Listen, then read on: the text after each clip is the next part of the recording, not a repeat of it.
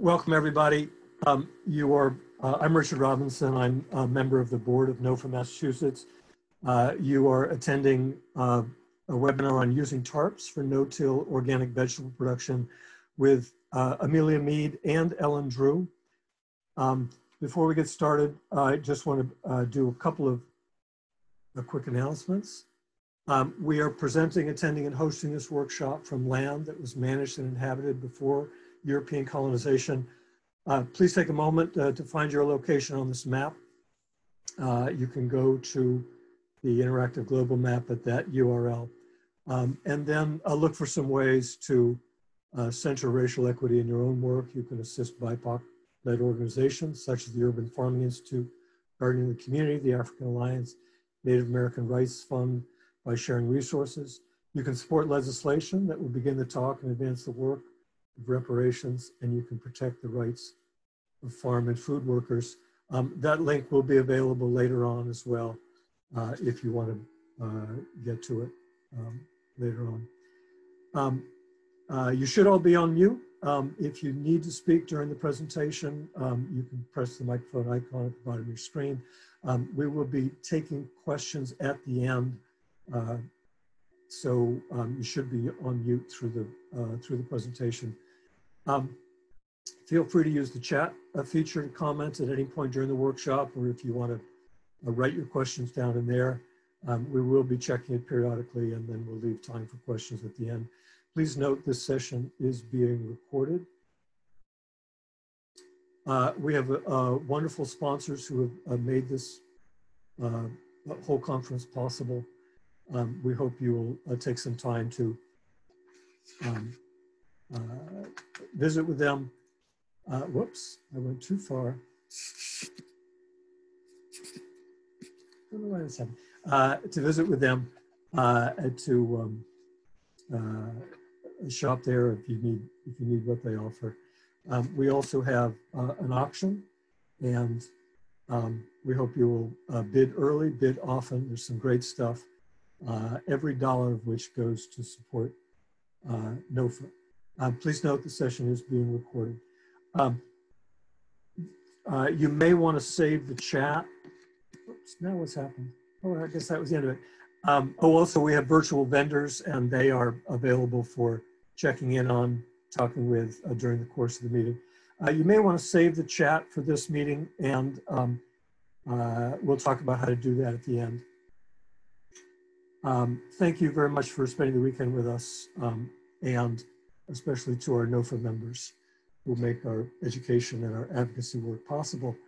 At this point, I want to stop sharing my screen one more time. For those of you who have just joined us, please make sure you go to the bottom of your screen, choose interpretation, and choose the language you would like to listen in. I think we're going to have to, as we gain a few more people as we go on, probably stop sharing once or twice to make that option. Entonces tienen que elegir un idioma, y voy a poner más información en el chat en un momento. Gracias. Thank you, Jocelyn. Okay, so 109876543221. Please do choose your language right now, because I want to hand it over to Ellen and Amelia in about 10 seconds.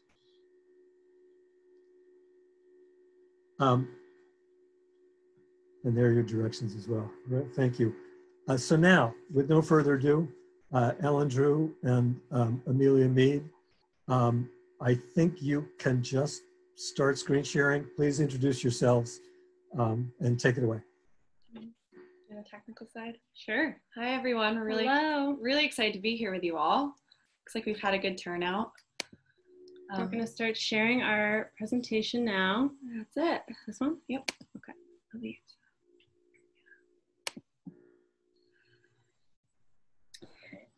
All right.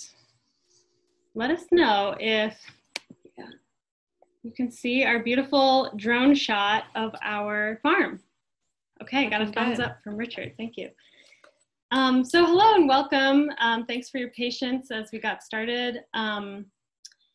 figuring out how to do this online, but we're so happy to be part of the summer conference. It's been a dream of mine to present to you all and be part of this, and I'm happy to be attending even online this year. So my name is Ellen Drews. I am one of the 2 farm managers at Astarte Farm in Hadley. This is a photo of our farm from above.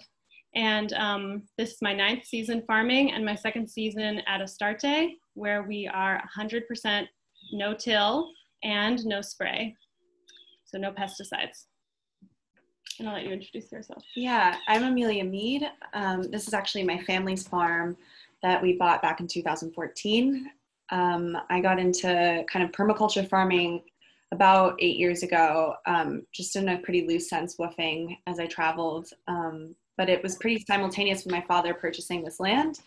And so it worked out really well when I came home to kind of expose myself more to what was going on here. And then last year I decided to take on this management position with Ellen. And it's just diving more and more and learning more and more each year. So it's an adventure.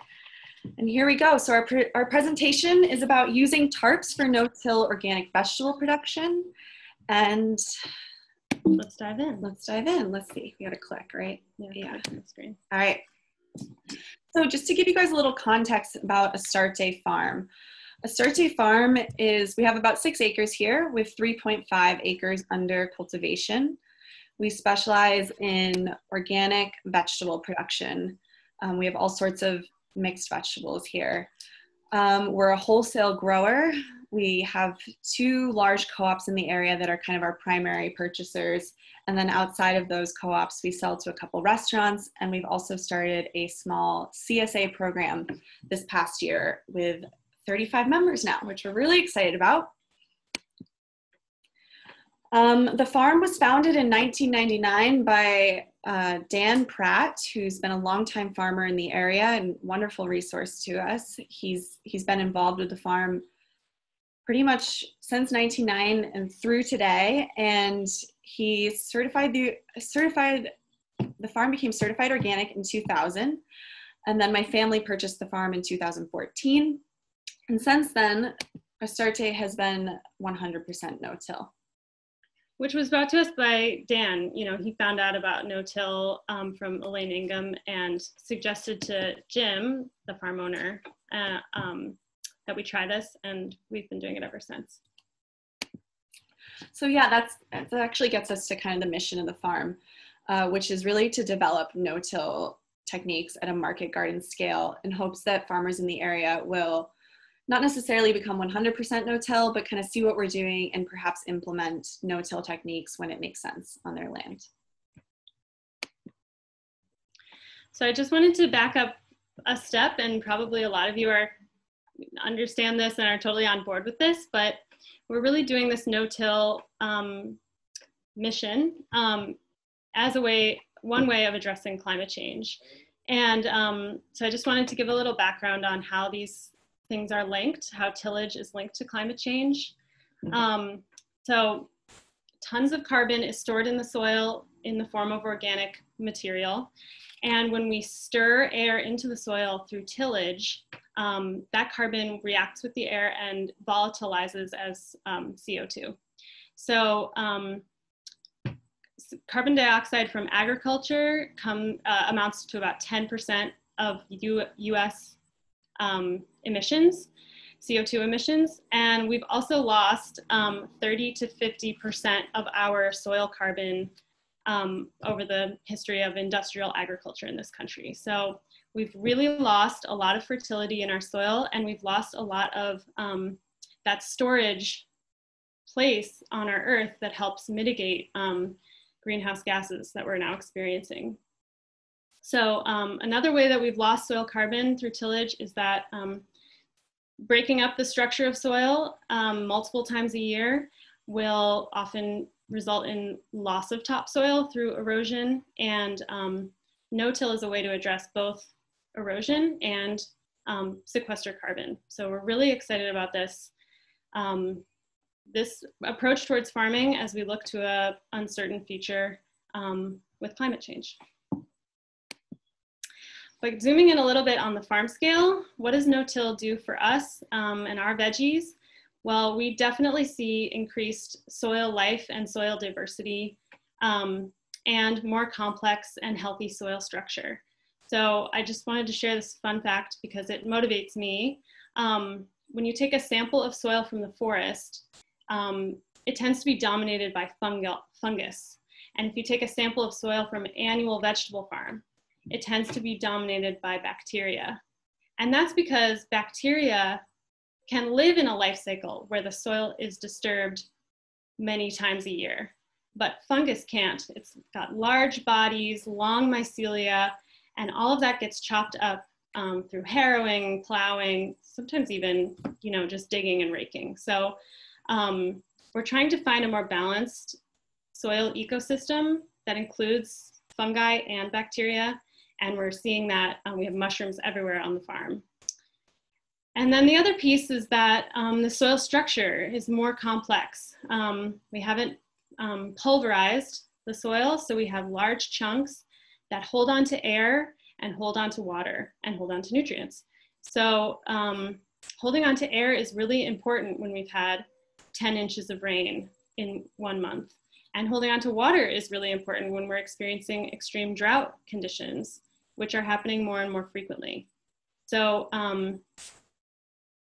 many farmers in our area in Hadley and in Massachusetts are suffering this month, and we are as well, but we are hopeful seeing that there's no puddling in our fields right now, and there hasn't been, and we've withstood droughts as well.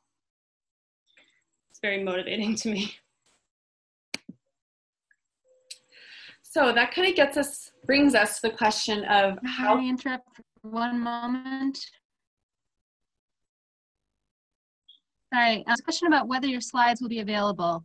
I'm not sure if you shared them. I can share them with others. Yeah. If you already shared them with NOFA. We can, I was thinking we could just paste our link in the chat after. Would that work? Sure, great. Should we do that Thank now? you. Would that be helpful? I think at the end is fine. Somebody's just wondering whether they should take notes or whether they can just look at your slides. Thank you. Yeah. Well, remind us, we'll make sure that happens. So that kind of brings us to the question of how can you farm without turning the soil? And so a tool that we've kind of started to realize is really integral to farming without tillage are tarps. And so what do tarps do for us? Tarps kill weeds, they kill off weeds, cover crops or cash crops without inverting the soil or breaking up the soil structure. They also leave a clean, warm seed bed for direct seeding or transplanting. And they also are a great option for when we get into the fall and we don't have time to plant a cover crop because we want to harvest a cash crop well into October, November even. It's a great option for making sure that the soil is covered. It's not our first option because we always prefer to have living roots in there, but it's a great resource when we need to harvest and extend our harvest into the fall. So just to kind of zoom out and do some terminology here so you can understand what we're talking about, we really used 2 terms when we're talking about tarping here at Astarte. The first is occultation, which occultation is the process of using darkness to clear a bed of weeds or terminate a crop. So this is when you basically lay down black plastic in the form of a silage tarp or landscape fabric to occult. And basically what you're doing is you're removing any sunlight so that photosynthesis can't happen underneath where that fabric is. The other process we talk about is solarization. And solarization is when you use heat to clear a bed of weeds and or terminate a crop. So what happens is you lay down that clear plastic and you create a greenhouse effect that basically you're heating up underneath that plastic to a degree. I think it's generally 10 or 20 degrees warmer, and that makes it so you're killing off wheat seed. All right, so diving into occultation. The main point I wanted to make sure I shared with you all is that occultation takes time. It requires at least 2 weeks in the height of summer, but it can take as much as 6 weeks in early spring or late fall once the temperatures have dropped and the activity is slowing down under the tarp. So we cover our beds with black plastic, and we leave it down for 2 to 6 weeks, depending on the time of year. And we use 2 different kinds of material, as Amelia mentioned. One is silage tarps, which is what they're called when you order them. They're often used to wrap up hay or silage, but they work great, and they're approved for organic certification. And you can get them in lots of different sizes, including different weights. And I think we get a 5 mil weight, and we can double check that and share it. So those are a great option for different sizes, different size plots. The drawback is that they don't allow water permeation, and they also don't allow air permeation as much as the woven landscape fabric. So this is, you buy it, it's called ground cover, or it's called landscape fabric, and it's the material you would use at the bottom of your greenhouse or a nursery that keeps weeds. It's a weed barrier. It also blocks out sunlight, but allows water and air to move through. So we consider it a pretty gentle option, and we see a lot of activity under the tarps. Worms come close to the surface. Roots of perennial weed seed come close to the surface and are easy to clear afterward.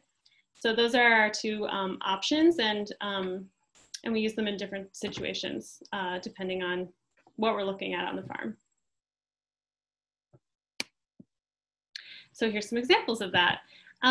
This first picture on the left is a lettuce bed that we just opened up from having landscape fabric on top of it. We buy landscape fabric in these strips, which I think Amelia is going to go into the details if you're wondering about what to buy and what we use. But we roll them out over the bed and leave that down. This was taken last week, so we tarped this bed for 2 weeks, and this is what it looks like underneath. You can see the dead lettuce remains. That was the lettuce that bolted or was too small for market. We left our drip tape underneath there. And then on either side, you can see our grass paths. So in some parts of the farm, we have perennial grass paths. And then in some parts of the farm, we've been taking those out. So that's something we could talk about in the question and answer period. If you want to talk about taking out something like a lawn, we have a lot of experience with that too. On the right side is another example of how we use occultation with landscape fabric in order to overwinter a bed and prepare it for direct seeding in the spring. So this bed in our high tunnel was covered, in the center bed, was covered with a tarp all winter long. And then when we took it off in early March, the ground was pretty warm underneath, warm enough to germinate carrots pretty early. So that's an advantage of occultation, is that it actually warms up the soil underneath, which is something that we give up when we're not tilling. I mean, tillage warms the soil, but using these tarps can also warm the soil. And then the last example I want to share is using those large silage tarps to terminate a cover crop. So this is a picture of our winter rye in April, early April. It was about 18 inches tall and definitely very soft grass, not stemmy. Most people grow rye until it's flowering, and we only grow it until it's very tender. We put a silage tarp on it on April 19th. And one thing Amelia reminded me to share with you all is sometimes when you put the tarp over something really fluffy and alive, like grass, you need to go through and like kind of pull it every week or so to keep it pressing down. So we edited this a couple times through the spring. And then this next picture on the right is what the result looked like. So there's grass on top. It's moist, still held all the moisture from the winter. And the roots, even the hardy rye roots, were dead 5 weeks later. Great, so let's talk about solarization a little bit. Solarizing is more of a specific, we really use a lot of occultation here at Astarte. Solarizing we really only use when we have kind of specific conditions. It requires sunny days, consecutive sunny days, and it also requires the weather to be at least 70 degrees or warmer. And I feel like we often say 80 degrees. And the reason for this is because if you lay down a solar tarp outside of those summer months, or at least here in New England, what we call summer months, you're going to create a greenhouse effect. So we've actually made the mistake of laying down a solar tarp in the middle of the winter. And what happened was it created this greenhouse effect where weeds went rampant, and it basically gives you the opposite of what you're looking for. So when we do have that, like those sunny days, it's a great option, because if you have two successions, you know, one crop right after the other, one cash crop right after the other, it can be really great to quickly turn a bed. I'll show you an example in a moment. But in terms of materials, we actually just use our old greenhouse plastic. And then in order to weigh down these large pieces of plastic, we like to use T-posts. And what's really important with solarizing, we found, is that we like to make sure that the edge of that perimeter is totally sealed off. And that's why T-posts are a great tool. We've tried sandbags, but what happens is you kind of risk cooling off underneath that tarp, and you really want to make sure you're getting it nice and hot in there.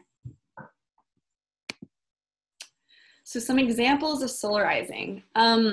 This spring, we had a beautiful arugula crop that we harvested for quite a while. But at about end of May, we needed to start thinking about getting winter squash in that bed. So I'm talking about the image on the left here. So what we did was we laid down a solar tarp for, I think, maybe 5 or so days. Do you remember? Yeah, it was a longer time. It was a longer time. I think that was mostly just because we were busy doing other things on the farm. And there were some cloudy days in between. Right. That's the other thing. So if you don't have those, like a weekend or 2-day period that's really sunny, you can leave that tarp down longer to see the results that you're looking for. And so we knew to take, this was actually, or maybe I'm thinking of a different example. When what has happened before is we've actually removed a tarp too soon. And the way you can tell if you've removed a tarp too soon is you'll see basically that there's growth still happening underneath the soil level. So you need to really make sure when you're solarizing, because it's such a short period of time, that your roots are really dying off. And that's how you know you can remove your tarp. So we removed our tarp, and then we went in there with a rake, and we just raked back that debris, which is a really great no-till permaculture technique of just kind of leaving that organic matter in the bed as somewhat of a mulch. And then we went in and direct seeded, actually, winter squash. On the right here is actually something we did just last week. It was a Friday, and in the middle, it's hard to tell what's a bed and what's not a bed, but basically in the middle of that big brown patch is an old garlic bed that had gotten really weedy, really covered in dandelions. And we knew that we wanted to direct seed beets into that bed.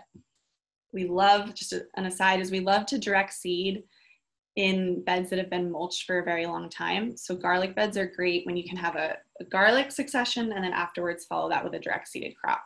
So that was our goal here, was to get beets direct seeded this past week. So we laid down a solar tarp on Friday. We had a sunny weekend, and by the time we got back, it looked like this here. Which, one thing that I kind of want to talk about is Ellen and I tend to think that solarizing might be a little harsh on the soil. I think it's a way better option than tilling, but what we have done is we've taken temperatures of land that had just been solarized and compared it to land that wasn't solarized, and I think the top 2 inches of the soil was about 10 degrees hotter on average.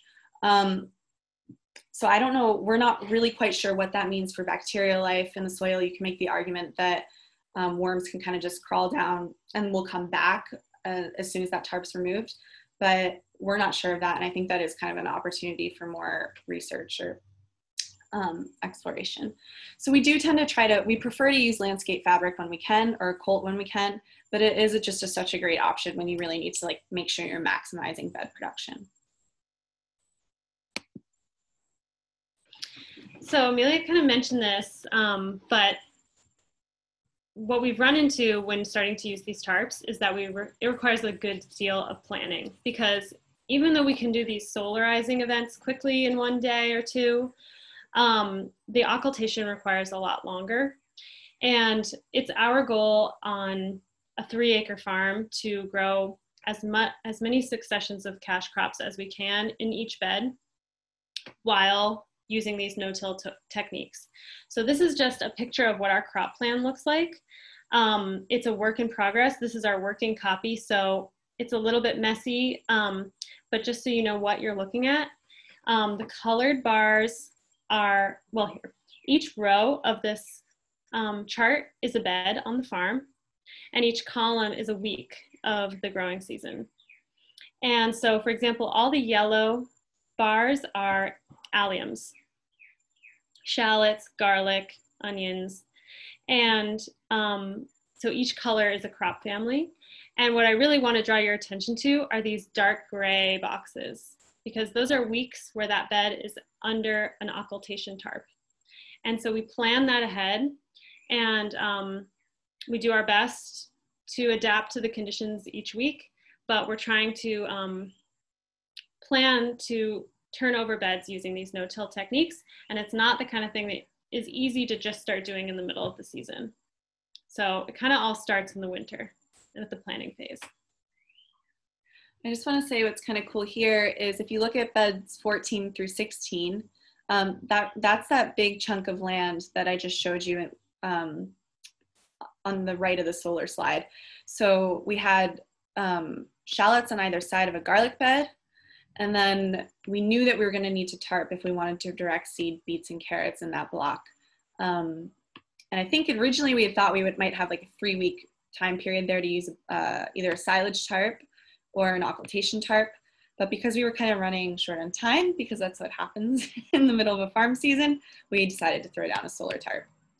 And I don't know how many of you guys or use kind of a format like this for doing a field plan. But one thing that I kind of like that Ellen thought of this spring was putting an asterisk.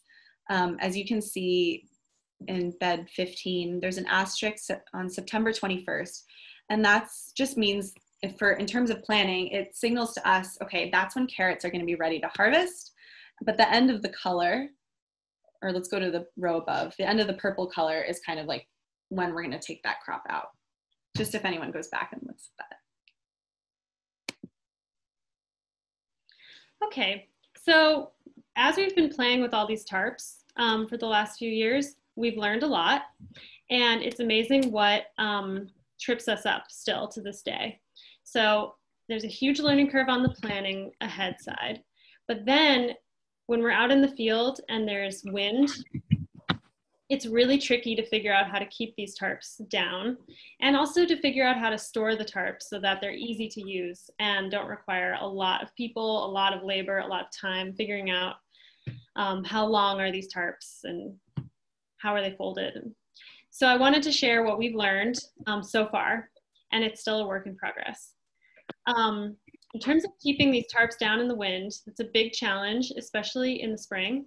And we've found that these fenced T-posts are the best option. If we put them all around the edges of any of these kind of tarps and the wind doesn't get under them, they'll stay pretty reliably. But they are heavy, they're expensive, they require a lot of energy to move around. And another great option we found in the summer when it's not as windy are ground staples, which you can buy from any like nursery or greenhouse supply store. So we use those in the summer on the landscape fabric that we feel comfortable punching holes in. And then another great option are sandbags, which we've seen a lot of other growers using. They weigh down the tarps well, but again, they degrade over time. They are bulky and hard to move around the field. They're heavy, and they don't create that seal. The other thing we've tried are old pallets, which are free and available. But if the wind gets under the tarp, they can actually throw the pallets like 50 feet. So pallets are not our first choice. We've spent a lot of time trying to make them work.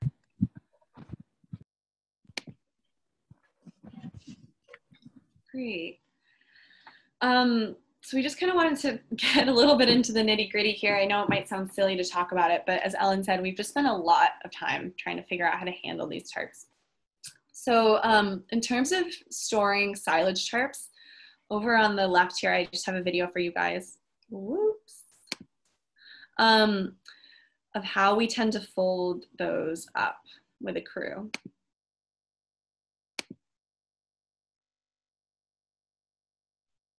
So as you can see, we kind of just get it into a square as efficiently as possible. We always do it the same way so that our crew learns exactly how to unfold it and then exactly how to refold it. Yeah, definitely. And we even find, like, with these big tarps, it sounds silly, but we do find ourselves running quite a bit because there can be a lot of friction between that tarp and the ground, especially if it's been wet. So it can be a little bit laborious, but what we do is we try to get those silage tarps pretty compact, and then we'll flip them onto a pallet, which we then use our tractor to scoop up. Here on the right is just an example of how we fold our landscape fabric, which I'm pretty sure this is a popular way to do this. We call this a sailor fold. We're going kind of slow here, but I thought it was just a good demonstration of how we do this. What's really useful about storing your landscape fabric in that way is, especially here in New England, we're just experiencing these more and more, at least I think, windier springs. So it's really important that you don't get this fabric kind of in a twist. And this is a great way to untwist the landscape fabric. And also makes it really easy when you're, if it's a windy day and you're in a pinch and you need to get a tarp down, it's a pretty great way to have your tarp stored, because what you can do is you can lay the tarp down about like 6 or 10 feet at a time. You can lay it down, weigh it down, and then kind of shake out a little bit at a time so that you're not getting this big piece of fabric taken away from you. So where to get these tools? Silage tarps, we order from KSI, let me confirm that. Yep, KSI Incorporated, which I have here, Supply Incorporated. They're pretty pricey. We order them in 100 feet by 32 feet, and they're about $165 each. What gets pretty pricey with them is that the freight on them can cost a lot. So we've actually teamed up with other farms that are doing no-till in the area to put in bulk orders. So that's a great option if you're looking to use silage tarps. Landscape fabric, we buy that in 4-foot by 300-foot rolls, which cost $150. Those we get from Greenhouse Megastore. You can also get them from Rainflow, or I think a lot of folks carry ground cover. So those are pretty easy to get your hands on. I think 400 feet by 300 feet is the standard way they come. They come in 6-foot rolls, 3-foot rolls, 4-foot rolls. Okay. Yeah, so they're pretty customizable. The one thing we have actually, because our beds are strange, we have 180-foot long beds. So we've actually had to sew together 2 lengths before, and that works decently well. What we don't recommend is cutting landscape fabric, because you're going to end up getting a lot of fraying, and you'll lose your effectiveness. And as I mentioned before, solar tarps are clear plastic. We just reuse our greenhouse plastic for those.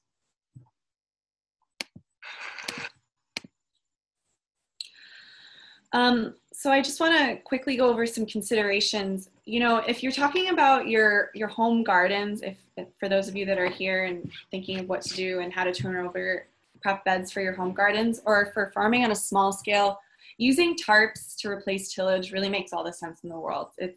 Are we all good? Can you all see our screen still? Resume share. Chris, can you give me a thumbs up, maybe? We're seeing. Great. Okay. Basically, using tarps is a great option. It's great for the environment, and it's relative to tillage or renting equipment to till. It actually has a pretty low upfront cost. So that's what it's really a great option. The one thing that you have to consider here is when you start talking about large scale farming, tarping can, at least at this point, because we don't have a lot of technology around it, it can be pretty laborious, pretty time consuming. And over time, we are using a lot of labor to transition beds using tarps.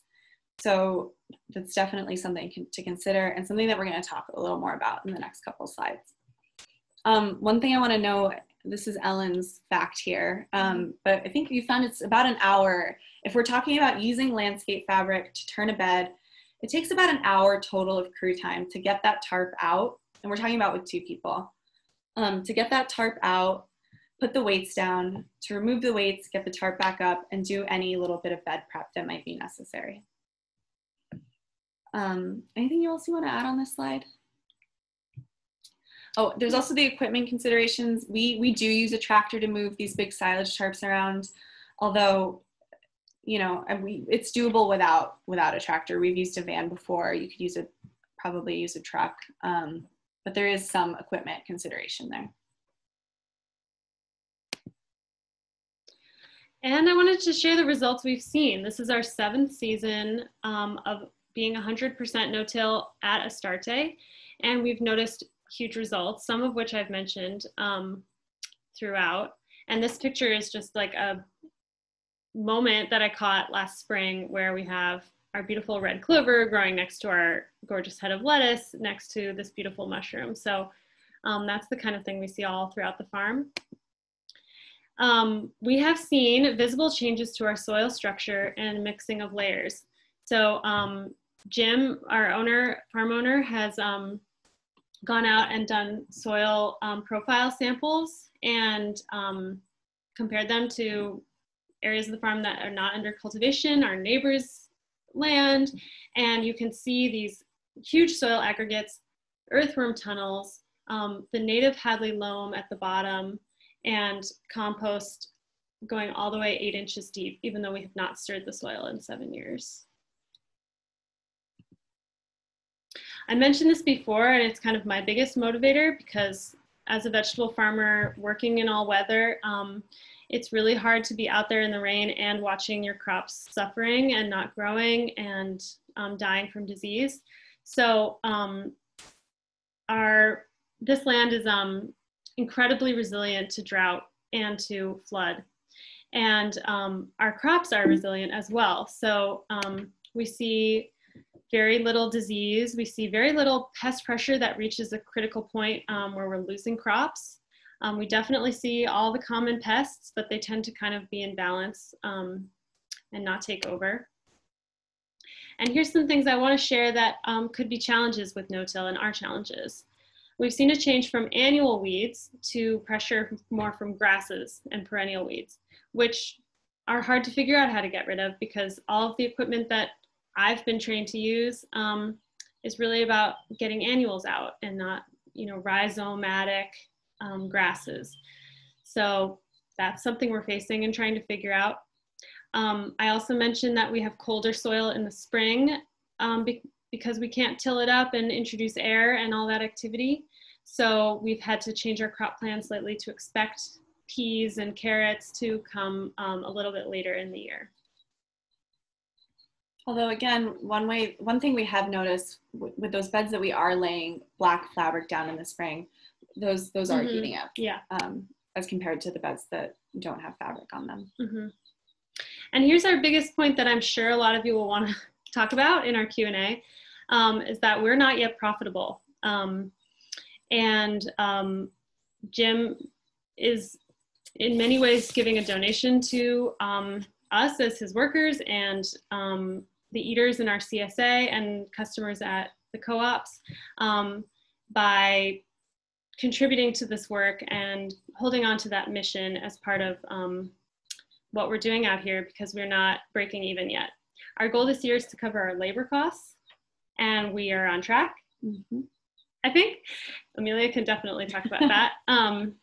But that's something that is a real challenge in our current farm climate, which is where we're going next. So I do think there are farms out there that are no-till 100% and have been able to kind of, you know, really make it work. I think there are examples out there. So that's not to discourage. Yeah. So yeah, in terms of where we see this going, and I'd love to hear from all of you in our discussion time that we have, but here's what has been on our minds, is how would we actually scale this up? You know, I came from a 30-acre farm, and I have no idea how we would use tarps on that scale, on 700-foot beds, 500-foot beds. I can imagine tractor tools coming in the future that could, you know, reduce the amount of human power to lift and spread out these tarps and bring them back in. I know that UMass and others are working on developing transplanters that can plant through crop residue, because you get a lot of mulch involved and you get a lot of dead plant debris that you're working with in no-till. And the last point I just wanted to say is, should we scale up? You know, our founder, Dan Pratt, likes to talk about how instead of a 30-acre farm, he'd love to see 10 3-acre farms. And so that's something I just want to put out there for discussion, because there's really something to be said for this human scale growing opportunity. Yeah. Yeah, and I think too, what motivates us, I just want to say is, you know, maybe on those 30-acre farms, what would be really great is those farmers are taking a look and saying, okay, here's some crop, a bed that needs to be turned over, and, you know, and I have 6 weeks here. Maybe I'll choose to lay a tarp down instead of tilling. You know, it's not necessarily like an all or nothing. Yeah, I feel like we tend to think we have to be kind of dogmatic about these things. But to me, what would be so cool is to just see, like, the more and more people adopt these things when they can, the better off our soils are going to be. And that's really what motivates me day in and day out here. So kind of how can we incentivize people to adopt at least, you know, some of these practices? I think what is going to be really important going forward is some sort of, we need to see policy changes, essentially, I think. And something that seems like it could be a good option is like a carbon credit program to kind of incentivize farmers to farm in this way. You want to say something about the farm subsidies? Oh, just that, and I'm sure many folks agree that it's really hard to compete with food prices when the major staples of our food program in this country are subsidized so heavily by the Farm Bill. So we've tried many times to revise the Farm Bill. We need to keep trying and actually create a playing field where the cost of food is real and the cost of food is shared and also supported by our nation. So lastly here, you know, we get a lot of grants on this farm, especially from NRCS, which is a subset of USDA. They do a lot helping us with our pollinator habitats around. But what I would really like to see, and I think both of us would like to see a lot more of, are grants. You know, there's a lot of grants out there that help folks buy equipment. And what would be really great is grants assisting with labor costs, because especially with no-till, we don't have big implements that we need to purchase, but we do have high labor costs. So finding a way to kind of make that more accessible or even exist, I think would be really cool. So that brings us to the end here. We have some resources that have been really great for us as farmers. I'll share. Yeah, these are just the books that I keep going to, and I want to share these Instagram accounts because that's a way that lots of these farmers are just like, hey, I'm doing this today and it's working or it's not working, or I just have learned a lot from farmers actually through social media. So I wanted to share these because I think they're very oriented towards farmers. Yeah, I'm wishing everyone a lot of luck and very excited to hear your questions and talk it through with everyone. So I think at this time we're going to take a slight pause, maybe to change interpreters, maybe not, but I'm also going to stop screen sharing. Yeah, thanks so much. It's good to just pause and check in with our interpreters. I think that they are all set. I think they were able to make their switch, but I'll just pause and let Allie have a chance to let us know if there's a problem.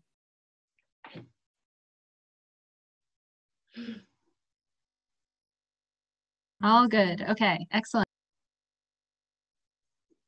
So we do have a couple questions in the chat, and I have a long list of questions, but I'll leave it when we get to a quiet spot.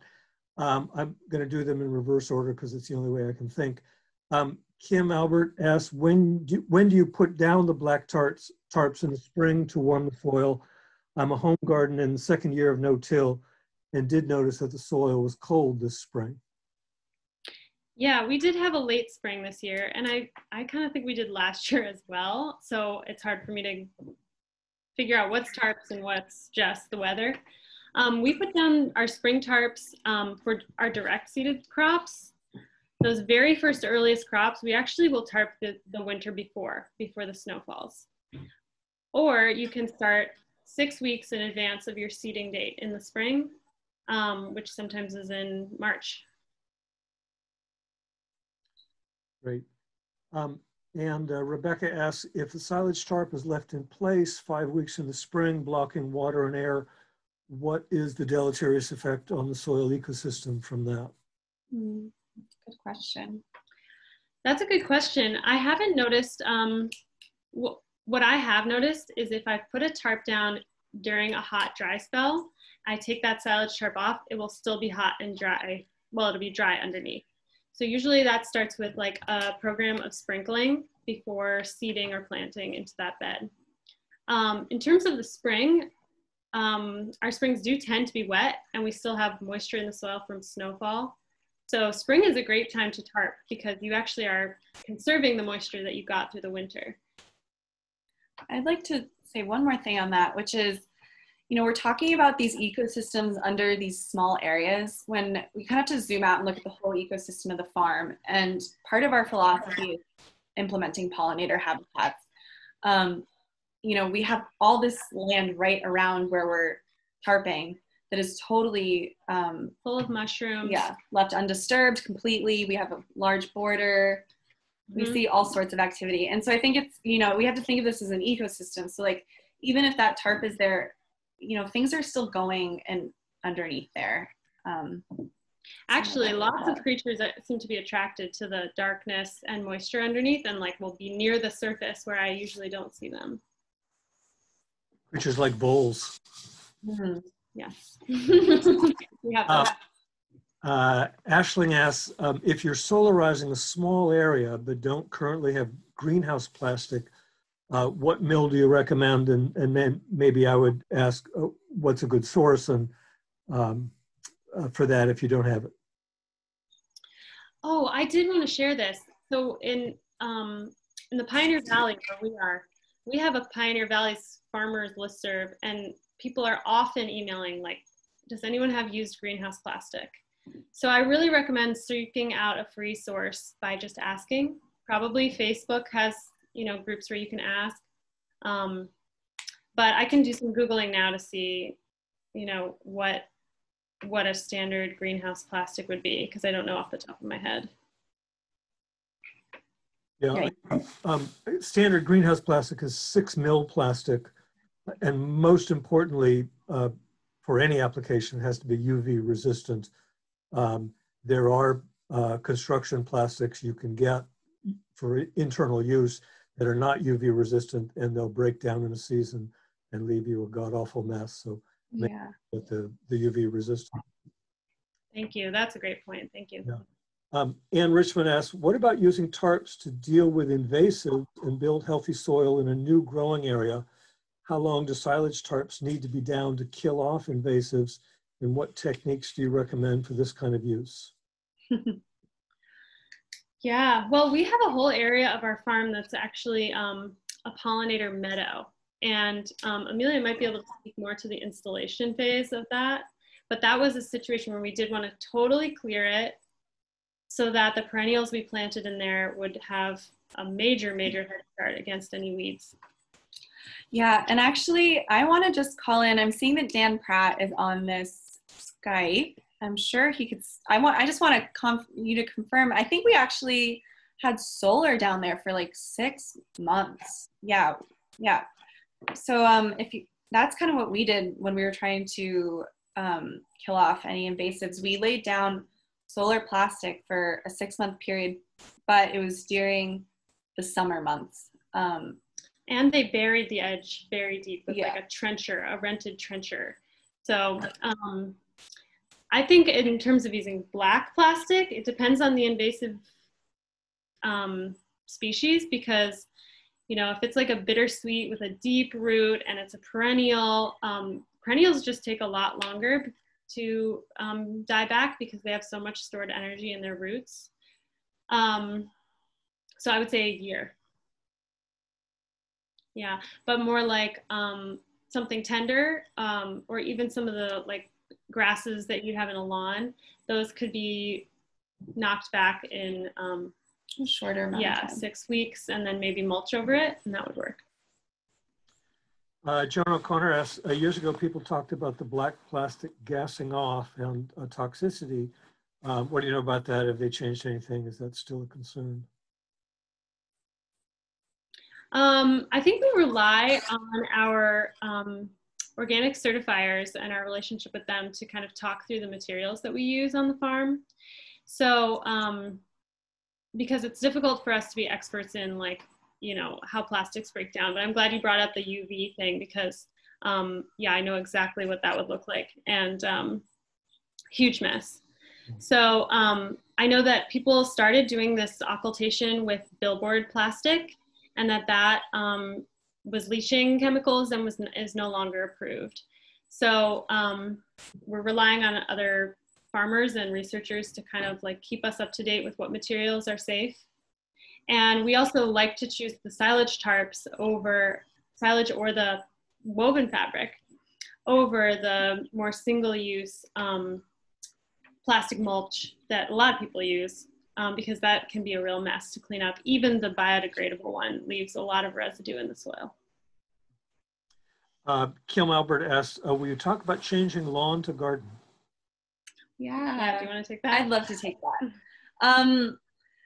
So that's something we're actually, our farm was originally laid out to run a tiller. So we have been recently realized a large need to get rid of grass pads on the farm. So we're experimenting with a couple different techniques. And one that seems to be working pretty well is we will lay down black plastic or silage tarps or landscape fabric in an area that we're trying to convert, and kind of kill back that grass for a period of time. I think ideally closer to a month. And then what we'll do, which we're big fans of, is we'll remove that tarp and lay down cardboard that doesn't have any ink on it. If it's your home garden, you can use ink, but it's not approved by the certified organic certifiers. Mm-hmm. So we'll lay down cardboard with no ink on it, and then we'll actually wood chip on top of that cardboard. And when I talk about, say, cardboarding, I mean like we're really laying down 2, sometimes 3 layers of cardboard to make sure that we're not seeing any weeds coming back. So we'll then leave that mulch there for quite some time. Maybe like 6 months. Yep. And then what we'll see, what happens is that cardboard starts to decompose. And what we have done in parts of our field is then scrape back some of those wood chips and then dropped compost in those beds that we create by scraping back the wood chips. And we've actually had quite a bit of success this year growing in beds that were converted in that way. I also want to say that, the initial tarping, I'm not sure that's always necessary. We don't always do that. Sometimes we'll just jump right in and lay down cardboard with wood chips on top.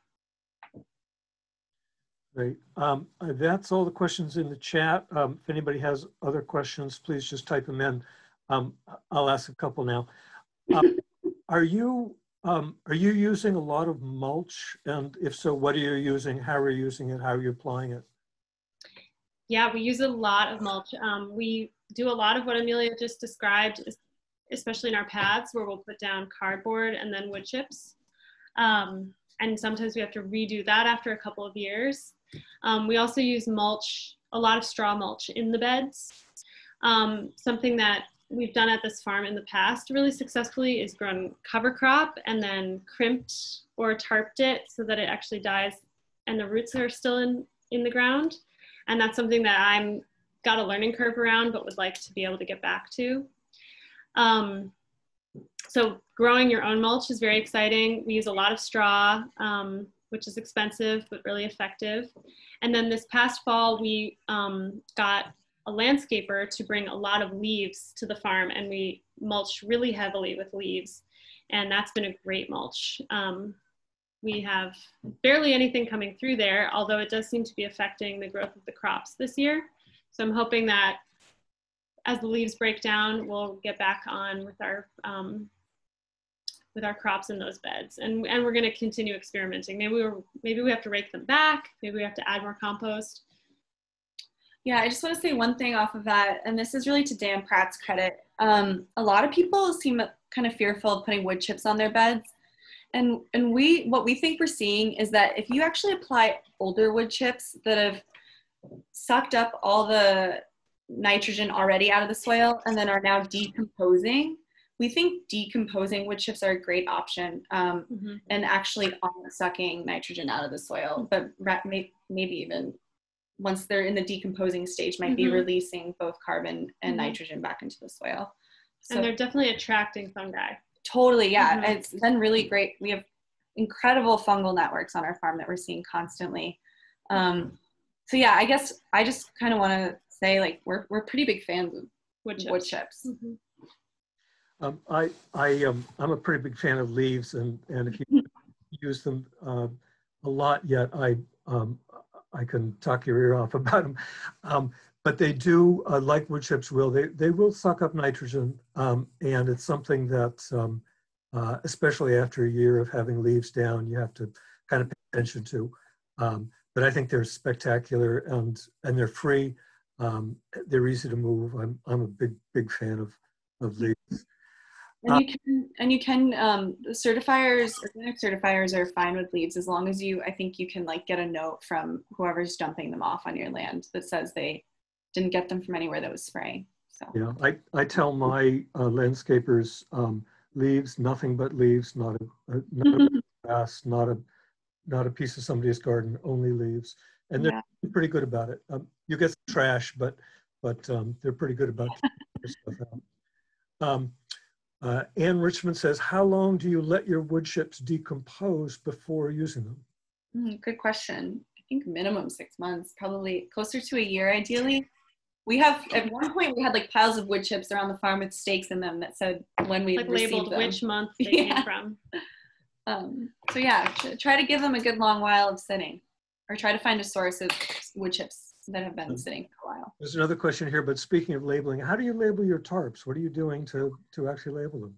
Go for it. Oh, this is something that we really dialed in this year. What do you think about the spools? Did we nix the spools? We nixed the spools. We nixed the spools. Yeah. You take it. Yeah.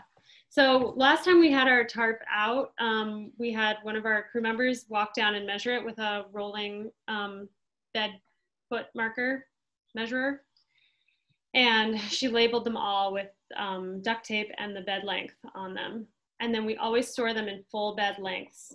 So the only reason why we really need to look at those labels is because we have like a 50-foot piece and a 30-foot piece, and those are sometimes nice, you know, to patch together for something. But we label them when they're out, where it's easy to measure, and then we do that fold that you saw, that accordion fold, and then roll them up so that you can see the duct tape on the outside. Yeah, so we'll do that accordion fold, and then we'll like roll it up almost like a sleeping bag or something, or like a sleeping pad, camping sleeping pad, and then we're put some twine around it. Yeah, that's it. We put twine around it, and we're pretty religious about that. Like if we're going out to pick up a tarp, we bring twine and a Sharpie and some tape with us. I'm impressed by your organization. Rebecca says, could you speak to direct sowing in a bed that has had a winter cover crop killed off and then material raked away to clear the planting areas?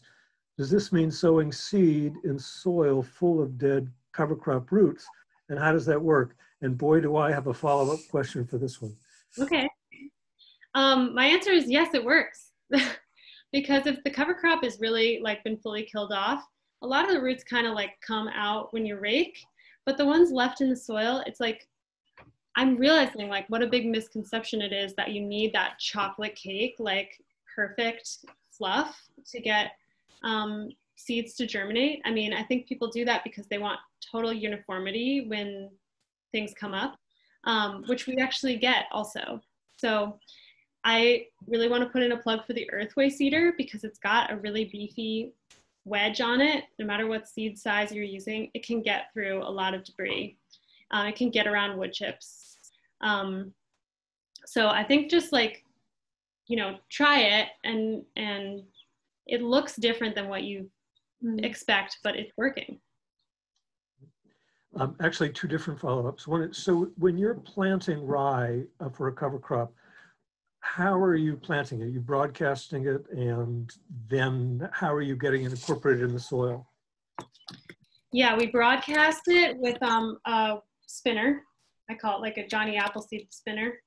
But I guess when you're carrying it, you feel like Johnny Appleseed. And then we have a compost spreader, dropper spreader, which is a tool that goes on the back of our tractor. It has a hydraulic turner inside that pulls the compost down from a hopper and drops it evenly. And we can drive that over the beds. Our beds are, our tractor tires are wider than the bed. And so that's a huge tool we use when we're using compost as mulch, wood chips as mulch, and when we're covering that rye seed. So that's how we do that. So you're covering your rye seed with some compost, not tilling it in, not rolling it with a weighted roller or something like that, just covering it with compost. Right. I bet a weighted roller would make a really nice stand. Yeah, that's a really nice idea. I have one more question about that, and that is, I have a nice, it's absolutely gorgeous rye stand that I pushed over and tarped, and boy, is it great mulch, and boy, can I not get anything to grow in it, and I do not understand why. Two different times planted cucurbits into it after it sat for a month. What's going wrong? Yeah, I totally agree with you. And Daniel Mays at Frith Farm is the person I saw doing that the first time, and he talks about it every year and shows pictures of it every year. He's going to give the keynote, so that's why I shout out him by name, because we can all hear him speak about it. But what we've heard and experienced is that it is just so fibrous, the roots of mature rye, that it's very hard to transplant into it, even dig into it. So I think it could work for something like tomatoes, where you're going to dig a big hole every 3 feet, with wide spacing, but it's going to be a lot of work. And that's why we decided to terminate our rye at the tender stage. So we didn't get the mulch benefit, but we got the overwintering benefit. We did get some mulch benefit. It wasn't as you showed in that picture. Really interesting. I can't remember how long we get to go here, but if there are other questions, then I'd be happy to take them. I have one more, which is about quackgrass. Do you have quackgrass on your farm? How are you controlling it? What have you found that's successful, and what should we avoid, because it's not going to work? Hand weeding. Hand pulling, hand weeding. And here's what I want to say about that. If you tarp a bed with the black plastic, the quackgrass tends to come to the top of the bed. It's like reaching for light. And so taking the tarp back, it's a very quick weed to go through, and you'll see the patches of it because it lives. That's part of it. It's got such juicy roots, it will live. But you'll see where it is in the bed, and it's a really quick hand weed. When I got to this farm, I was like, oh my gosh, what are we gonna do about all this quackgrass? But now it's kind of like my favorite of the weeds, because it is a quick pull after tarping. That's the reason why we're taking out our perennial grass paths, is because we've got these like places where it just harbors, hangs out all year.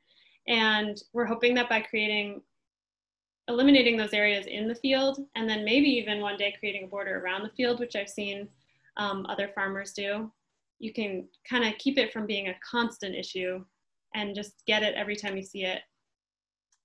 And following the route as best as you can, I think is, I'm sure that's what you're doing, but if we tarp, it really makes it easier to follow the route. We're really battling and haven't figured out how to solve the problem yet are thistle and bindweed. So looking for suggestions on that. I'm pretty sure the only thing to do about bindweed is to get a backhoe. And I'm dig down 3 feet, probably 5 or 6 feet, to get the bindweed out, because I have tried black plastic for years, literally years, and you pull it off and those little squirrely white things are right there waiting to keep growing. Yeah. The other thing, it may be though, that because it's so deeply rooted, it's not a competitor. It's using a whole different part of the soil, and that if you just keep it from strangling your tomatoes or whatever you're growing in, it's not that much of a problem. But boy, is it hard to get rid of. Yeah. I want to just second that. Like, it definitely, we have it growing in a field here, and you know, as long as we keep on top of it, we've had really successful growth in that field. And so with no-till, it's really like about, you know, if we know we have a field with bindweed, it's like, what can we do to keep that ground covered, and transplant into that ground is generally what we try to choose in that situation. This has really been a great talk. Thank you all so much. If there are any more questions, I don't think there are. I'm going to share my screen one more time. I think I'm supposed to do this because I think we have some ending. Well, I could be wrong. Oh, where's my friend Jocelyn? She can save me from all of this.